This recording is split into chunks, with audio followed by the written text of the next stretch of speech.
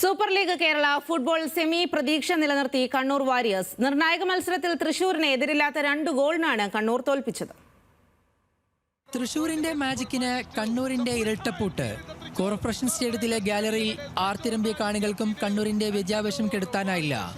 ഉജ്ജ്വല ജയത്തോടെ ലീഗ് ഘട്ടം അവസാനിപ്പിച്ച് ചെമ്പട.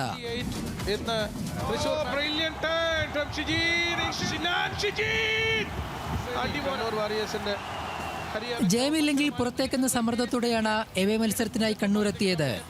നേരത്തെ സെമി ഉറപ്പിച്ചതിനാൽ വൻ മാറ്റങ്ങളുമായാണ് തൃശൂർ കളത്തിലിറങ്ങിയത്.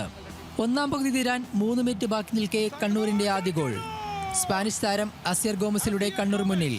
മറുപടി ഗോളിനായി രണ്ടാം പകുതിയിൽ മാജിക് എഫ്സിയുടെ തുടരൻ ആക്രമണം. പക്ഷേ മുന്നേറ്റങ്ങളെല്ലാം കണ്ണൂരിന്റെ പ്രതിരോധ കോട്ടയിൽ തട്ടി വീണു. കളി അവസാനിക്കാൻ നിമിഷങ്ങൾ ബാക്കി നിൽക്കെ ജയത്തിന് തിലകം കുറിച്ചാർത്തി എബിൻ ദാസ്.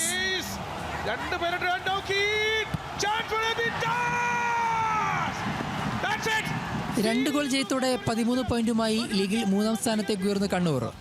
ജയിച്ചെങ്കിലും സെമി ഉറപ്പിക്കാൻ തിരുവനന്തപുരം, മലപ്പുറം ടീമുകളുടെ മത്സരഫലം ആശ്രയിച്ചിരിക്കും കണ്ണൂരിന്റെ ഭാവി. തൃശൂരിലെ അവസാന മത്സരം കാണാൻ 7000-ഓളം കാണികളാണ് എത്തിയത്.